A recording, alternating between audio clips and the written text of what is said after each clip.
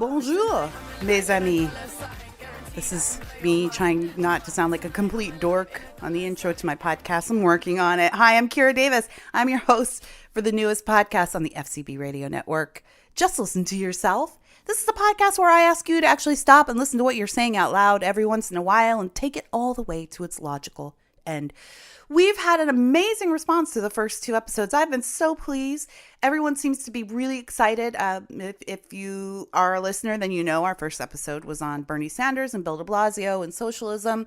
My second episode was on gun control, and I just take those subjects and I kind of talk about the things people say, and I talk about what their reasoning actually really means. Because a lot of times we say things out loud and we think they sound good. We have good intentions and we think they really convey a message, but we haven't really considered what we're saying. So I just help our listeners draw their ideas out all the way to their logical end and see where they end up. A lot of times when you really think about what you're saying, because we're a nation of headline readers right now, right? So when you're quoting a headline and you're like, oh, it's some pithy statement that a celebrity made, and you're quoting them, you're thinking, this sounds so amazing. When you really take it all the way to the end, a lot of times it doesn't mean what you meant it to mean or what you think it means. So I don't expect everyone to agree with me, but I would love to hear what you thought. Stop by our Facebook page. You can follow me on Twitter at realkiradavis, or stop by my Facebook page on Facebook, obviously. And Facebook makes it easy. You can search a person just like Twitter on Facebook. So you can use at realkiradavis on Facebook and I'll pop up there too.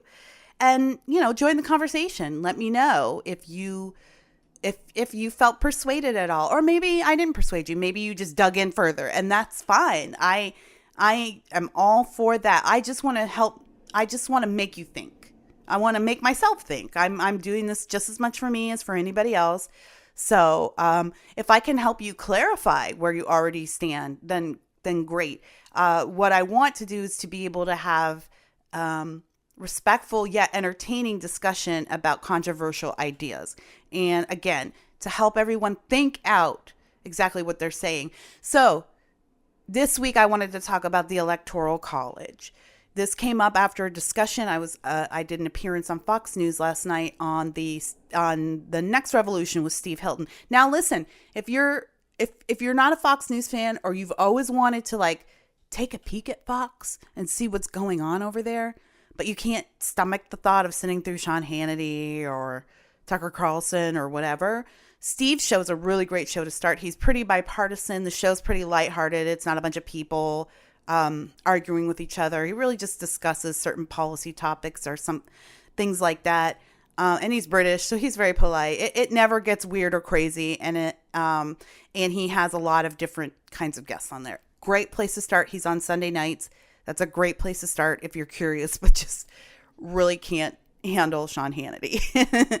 Go check out Steve. But I was on with a woman named Tammy Bruce. She's a commentator and a columnist, and we were talking about the Iowa State Fair, and Tammy and Steve had both been there, and all of the Democratic candidates are there right now, right? I'm sure you've seen pictures of them on social media. Did you see Kamala eating that fried pork chop, which looked amazing, by the way? I've been so hungry all week watching video from the Iowa State Fair. It's been absolutely insane. I'm so fat, and I'm trying so hard not to be fat, but the Democratic candidates are really making it difficult. So you've seen people at the Iowa State Fair, and all of America knows what the state fair is, and every politician goes to the state fair. And do you know why every politician goes to the Iowa State Fair? The Electoral College. So I'm going to tell you why the Electoral College is our friend and why it's a good thing. Because inevitably after every election of a Republican, we never have this outcry when it's a Democrat, but every time there's a Republican, there's always a whole spate of articles come out and people say, we need to abolish the Electoral College. It's a racist system. Racism is like a buzzword now. You just put racist before something and then everybody stops thinking. And everyone's like, oh my God, we got to get rid of the Electoral College. It's racist. I have no idea why anyone characterize characterizes it like that, other than it was a system that was built while slavery was still intact. But it doesn't really have that much to do with race or slavery or anything. And it benefits every citizen of this country, regardless of our history or where we've come from. And so I'm going to make my argument for the Electoral College and why it is an amazingly brilliant form of electoral politics. There are 538 Electoral College votes. The Electoral College is not a place. The Electoral College is a process. And in that process, each candidate for president must compete for the majority of those 538 electoral votes, which would be 270. So if you recall, every election night, the talking heads in the news shows will tell how close is Trump getting to 270? How close is Clinton getting to 270? That's the magic number. Now, the Electoral College was first put into place as a compromise between electing the president in Congress and electing the president through a national popular vote. And I know some of you love that word, that phrase, popular vote. And you say, Hillary Clinton won the popular vote. She's the real president. No. I'm going to tell you why that's actually an inferior system. What we have now is actually superior. So we have 538 electoral votes. Okay, so during the formation of this country, and please forgive me if my details sound a little fuzzy or generalized. Please remember, I am a Canadian. I lived with my father in Washington, D.C. for 1 year in middle school and went to school in the inner city in Washington, D.C. That's it. That's all of my American history education. So I've had to educate myself over the years. So I might be missing some basics, and I apologize. For the most part, I feel pretty confident on this issue. So during the nation's founding, the founding fathers, particularly John Adams, who's one of our nation's greatest presidents, please look him up. If you think you know what he stood for, then maybe take a look at what him and Abigail believed in and did and fought for. They were truly, truly incredible and amazing people, and have a fascinating story. I highly recommend educating yourself on the Addams family, really. The Addams family, like the presidential line, not the TV show that's about horror movie characters. Okay, so John Adams said, wait a minute, we can't let Congress elect the president. That's just a few elite people getting to say who leads the rest of the country. We cannot do that. It's ripe for corruption. It nullifies what we have fought for during this revolution. It basically makes a king that is just appointed by a few people. We don't want that. But we don't want a national popular vote because there are places in this country that are more populist than others. John Adams knew this well because he was a farmer and a teacher in a one-room schoolhouse. He was a small town boy. And he was very simple. I think that's why I love John and Abigail. They were simple people with big ideas. Man, is that not American? That is America. And he traveled to France, to Paris, and during the war to procure funds to fund the war. He spent years in France and years in Europe and Norway and Sweden trying to convince those nations to support these colonies that were rebelling against Great Britain. So he's seen all the metropolises of the world. He's seen the city. He's spent time in Boston, in Philadelphia, working on this Constitution, in New York City. So he knows that life in the city is really, really different from life where he lives. But there's way more people in the city than there are in where he lives in rural, I think Massachusetts is where he lived. There are way more people. And they don't know what farm life is like. And it doesn't seem fair that because you happen to live in a place where there's way more people, that you should be able to make decisions for people who live in less populous areas. Life is so different. Like, how does a person who lives in a small town have the same vote, the same power as a person who lives in New York City? So the Electoral College was devised. So instead of doing one vote per person. That's how we vote nationally, of course, when we get to the ballot box. But instead of making it a popular vote, those votes get translated into electoral votes. And those electoral votes are distributed across the states, not necessarily based on city population or who is where, but more based on evening out the power of the vote. Because a popular vote, y'all, let's start here. Let's take this all the way to the end of its logic. Popular vote sounds good. I hear you, Kira. Why is it fair that if most people vote for this one thing and then they have to, and then one person votes for this other thing, we have to listen to that one person? The majority should win. The majority should always win. But the problem with that is a popular vote is like 3 wolves and a lamb sitting down and voting on what's for dinner. The most important minority in the United States of America is the individual. And the Constitution is set up to protect the individual.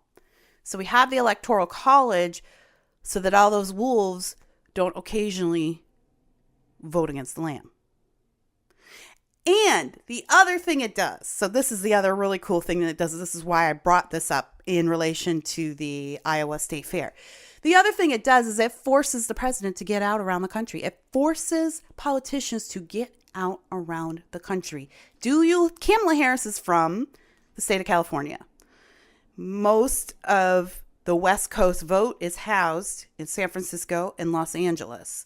Most of the East Coast vote is housed in New York City. Right? The most populous places in the United States. Kamala doesn't need to go to Iowa if there's no electoral college. She doesn't need to care about how people live there, what they look like, what they think. She doesn't have to ask their opinions on anything. She doesn't have to go and find out what farm life is like or what the arts community is like in Iowa. She doesn't have to go and find out what those people are concerned about in that part of the country versus what people are concerned about on the West Coast, because all she needs is the West Coast vote. And once you get the West Coast vote, well, we have a popular vote. So winner, chicken dinner. Not fried chicken, because you're not at the state fair. But the Electoral College forces politicians who would rather be lazy and only speak to a certain kind of person, forces them to get out into the entire country. Now, I know what you're saying, because wherever you live right now, you're saying, who cares? Great, that would be great if we didn't have to listen to anyone in Iowa or Ohio or Illinois or whatever state it is that you hate. But please be assured that someone is saying the same thing about you. You don't think that there's people in Iowa and Ohio and Indiana who wish California would break off and sink into the ocean? Right? Everybody thinks they're better than everybody else. You are not. Your state is not. Well, mine is. I'm in California, and politics are crazy here, but it's the most beautiful state in the union, if I may say so myself. But, however, it isn't fair that people who live in San Francisco and live a certain type of lifestyle get more power to decide who the president of the United States is than someone who lives in a small town in Iowa. They're both important to the health of this nation, but they both live very different lives. Here's a great example. Some of you may already know this from experience, right? You've moved from one part of the country to the other. And when you first moved, you probably had those moments of, wow, life is so different here. I've lived all over just because of the nature of my personality and my family situation. I've lived in many parts of Canada and the United States. But I would have to say the most significant cultural shift for me was moving from Gary, Indiana, which is the inner city, mostly black and mostly poor, to the suburbs of Orange County, California, which is mostly white and mostly filthy rich. Like that stuff you see on TV, Real Housewives of Orange County, that's for real. In fact, no lie, I'm not even making this up. When we first moved here 10 years ago, our neighbor was one of the Real Housewives of California. And she was on the show.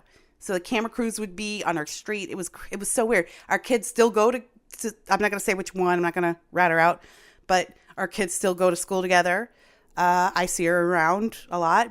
Our kids attend the same schools and the same classrooms and stuff. Anyway, that's like where we live. It's just night and day. And what was important to people in Gary, Indiana, people in Orange County, California know nothing about. They have not a clue about what life is like in Indiana. In fact, a person leaves Orange County where the median cost of a let's say a 5-bedroom home that's maybe 3,400, 4,000 square feet, you're looking at easy anywhere between $1.2 and $1.5 million. In Gary, Indiana, that house is $60,000. When people leave California and they move out, first thing they say is, oh my gosh, did you know that I can get a 4-bedroom house in Texas for like $200,000? And it's like, yeah, duh. The rest of the country isn't as crazy as here. But people in California don't get out of California a lot. They live on the coast, so they'll go travel internationally, but they don't really go to the rest of the United States. They have no clue how the rest of you people are living. And they think that life in California is normal. They think it's normal to be taxed this much. They think it's normal for your homes to cost this much. They think it's normal for the government to do all the stuff they do and take all the money they take. This lifestyle is normal for them. You move this lifestyle to Gary, Indiana, and everyone's going to be looking at you like you lost your damn mind. What is good for people in Orange County has nothing to do with what is good for people in Gary, Indiana. And the people in Orange County, let me tell you, people in Gary, Indiana, they don't even know you exist. And they sure as hell don't care about you. And probably vice versa, by the way. This is my point. This is the reason there are way more people in the city of Los Angeles alone than most of Indiana. Why do they have the right? Why do they have more of a right to decide who the president is than you do? They don't. That's the point. That's the point of the Electoral College. It spreads out the privilege so we all have it. Once you eliminate the Electoral College, you make the popular vote law, you enshrine that, and then Indiana, presidents stop coming to see you. And guess what? There's black folks in Indiana. Guess what? There's Asians in Illinois. Guess what? There's Hispanic people in Missouri and Mississippi. Guess what? There's gay people in Wyoming.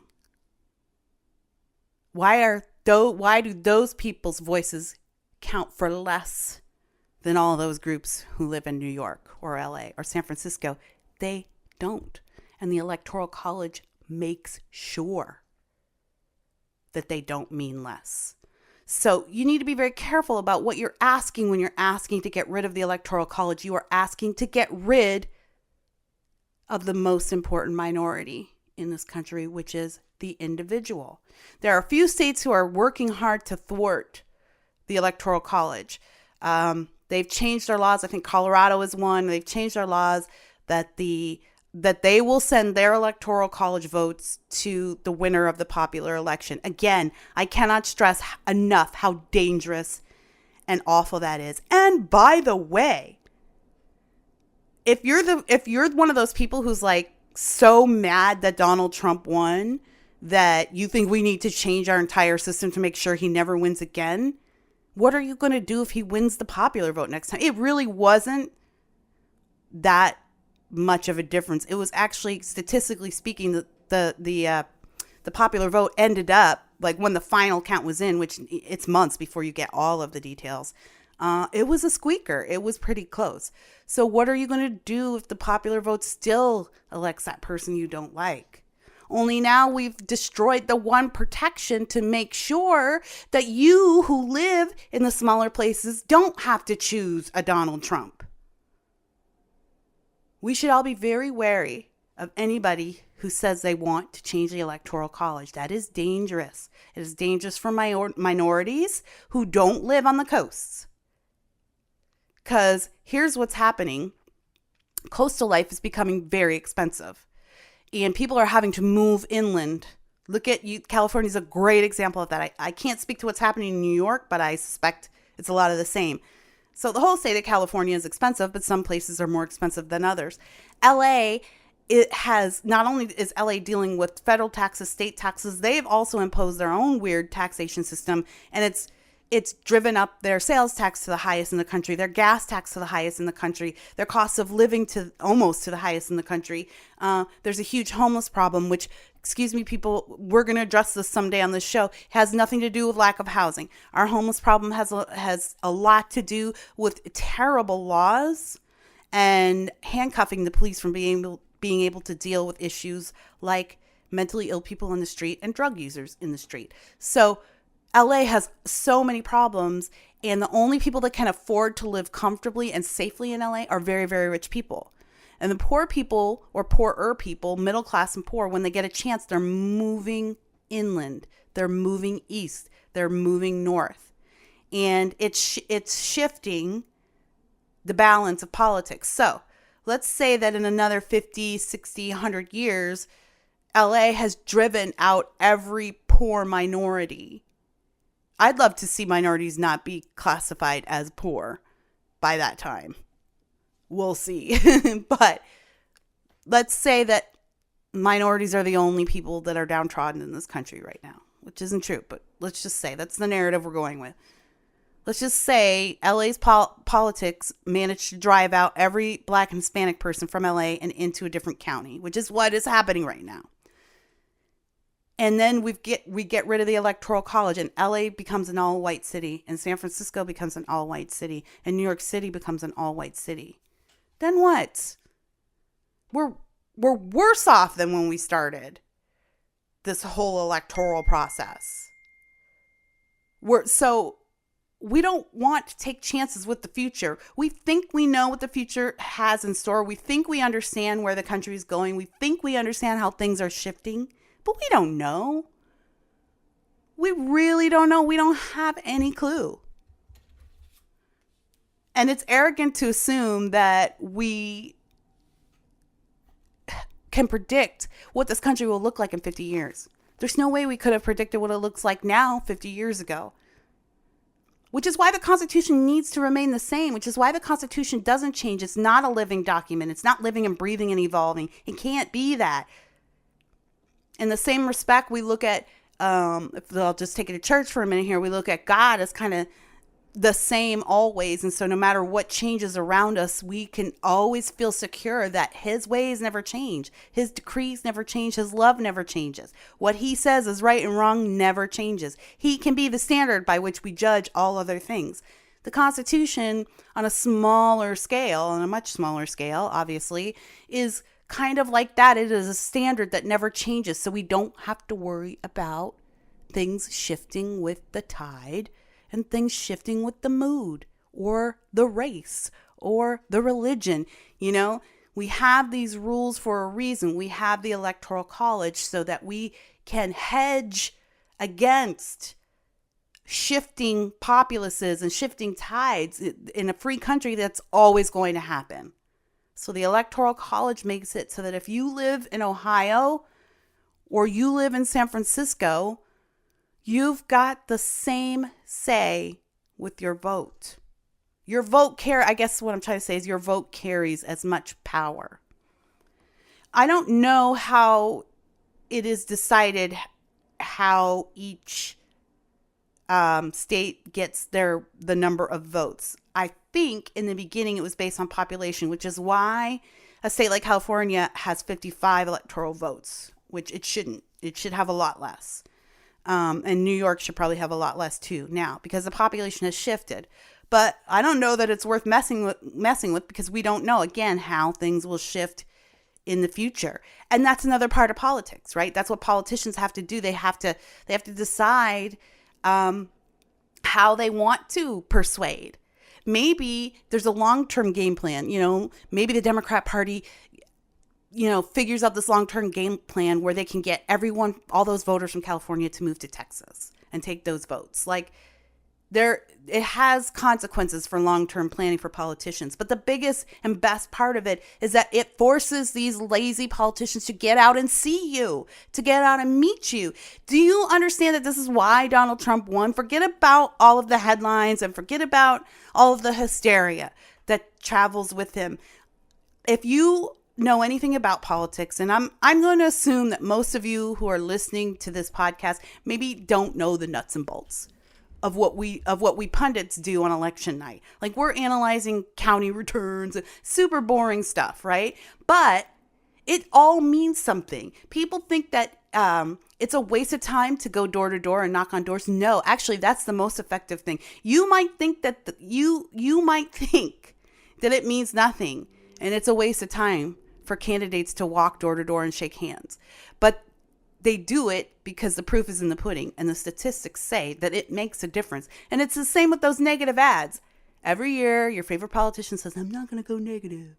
I'm not going to go negative. I'm bigger than that. Well, you know what? Negative ads work, which is why politicians keep doing it. There are ways to influence. And at the end of 2016, Hillary Clinton gave up. She decided she did not need to go to those smaller states because she had the bigger votes. She did the math. She looked at the polls, which were dead wrong. We know that now. But she looked at the polls and she said, I don't need to go to Pennsylvania. I pretty much got it. I don't need to go back down to Florida. I pretty much got it. New Hampshire only has a few votes. I don't need to go to New Hampshire. I'm not going to mess with Vermont. It doesn't have many votes. I don't need to worry about them. I'm going to go to California. I'm going to go to Ohio, like a couple of these key states, and that's it. Well, Donald Trump went everywhere. He went even on election day. He was flying. He was back down in Florida where those iffy counties were those counties that maybe didn't have all the votes that he wanted. He went back down there, door to door, shaking hands, doing rallies. Then he flew to Ohio, doing more there. Then he flew up to Vermont, and up there where he won, up in the New England area where he won, he flipped Obama voters up there because you know what? Hillary had left. She had said, your vote doesn't matter to me. I don't need it. And Trump said, oh, I'll take it. Let me tell you what I can do for you. Let me tell you what I see. Give me a chance. And you know what? I mean, you do know what. We have President Trump now. People believed him. People responded to him getting out there. Now Donald Trump is a New York limousine liberal. Kira, he's a Republican. No, honey, no. He switched parties when he decided he wanted to run for president. Everyone in his family switched parties when he decided he wanted to run for president. Donald Trump is not a Republican or a Democrat. Donald Trump is a businessman. And that's why when you look at his giving records, which you can see, you'll see he's donated to both parties over the years. He's a businessman. And he's a liberal, like most people in New York. He's wealthy and white and lives in New York City. Like most of those people, he is fairly liberal. So to his mind, he probably doesn't see a reason to go out and visit the rest of the country and visit the little people at the factory in Flint, Michigan, or head to, some rinky-dink t-shirt making shop in Florida. But he understood the Electoral College. And the Electoral College forces politicians to make the American voter into American individuals. And it forces them to look at people that they might not otherwise look at. It forces them to talk to people that they might otherwise avoid. It forces them to go to places they don't want to be.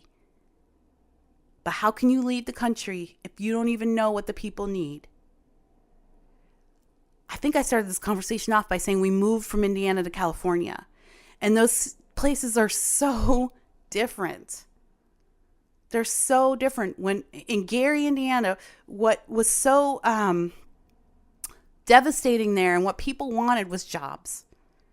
And we needed to find a way to increase the taxpayer base. We have low taxpayers, which meant our schools were uncredited. Gary schools lost their accreditation for a few years there because they were so miserably underperforming. But you don't have a solid tax base to support schools, which depend on property taxes, but there aren't enough property owners in Gary, Indiana to do that. So it turned everything upside down. We had a fatherless crisis. It's still going on there. We had issues that were related to our proximity to Chicago and what that meant for people living in Gary, what that meant for the crime rate, what it meant for jobs, what it meant for the way the two cities deal with each other. Gary is on Lake Michigan. Lake Michigan has some maritime laws. Those are the sailing laws, maritime laws that can interfere with people who make their living on the water, can interfere with trade, can interfere with fishing. These are issues that are very important to people who live in that area. Nobody in Orange County know what any of that stuff means. Nobody knows. You know what's important to people here? Sports. Here the issues for parents are, what are the public schools going to make me do for my kids? What's being taught? Where we have a giant curriculum battle happening here in California right now, over the sex ed curriculum.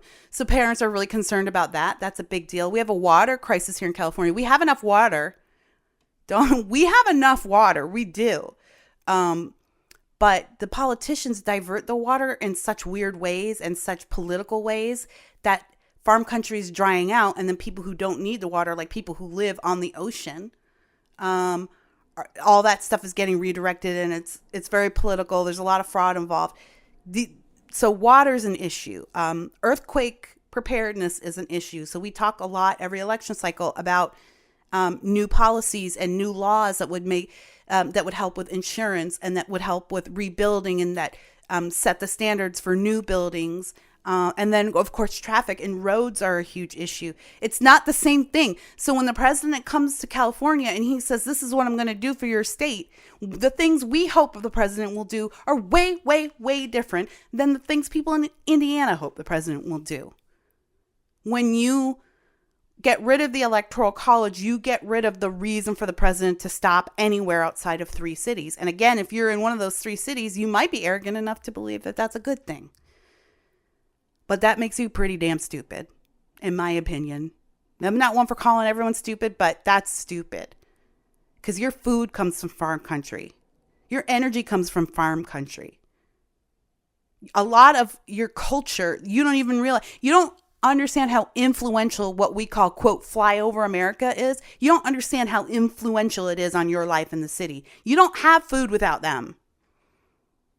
Oh, well, we'll just ship it in. Well, you don't have workers at the ports without blue collar workers. And guess what? All of the ports in the United States aren't located in California and New York. Again, our country has an incredibly complex system of waterways that is still the number one way to deliver goods in this country. And a lot of them are inland, in quote, flyover countries. So if you're arrogant enough to believe that city life should rule the entire country, then you don't understand how the entire country works. And again, you're an example of why we need the Electoral College, because you can't be trusted.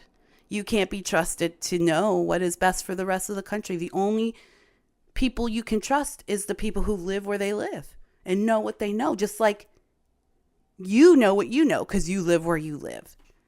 The Electoral College is your friend.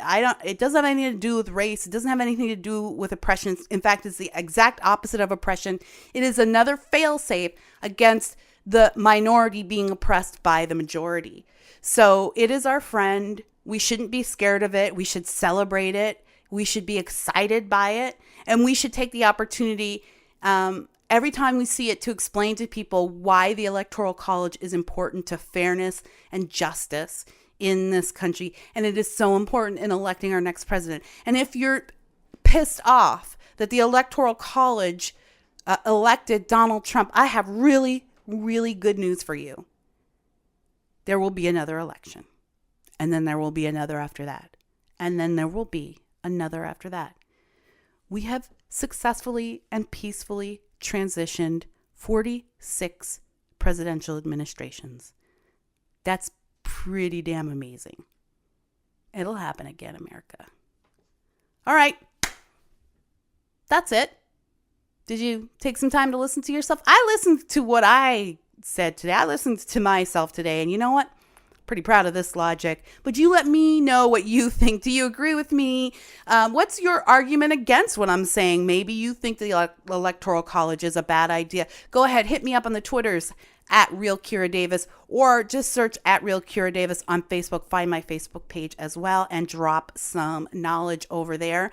I want to thank our home over at FCB Radio Network. You can find this podcast mostly wherever you find podcasts. iTunes, iHeartRadio, Spotify. I really hope you will go to iTunes, subscribe, leave me a rating, leave me a little review. It helps so much. I am so appreciative of that. And hey, we'll be back next week with another topic. But until then, just stop and listen to yourself every once in a while. Catch you next week.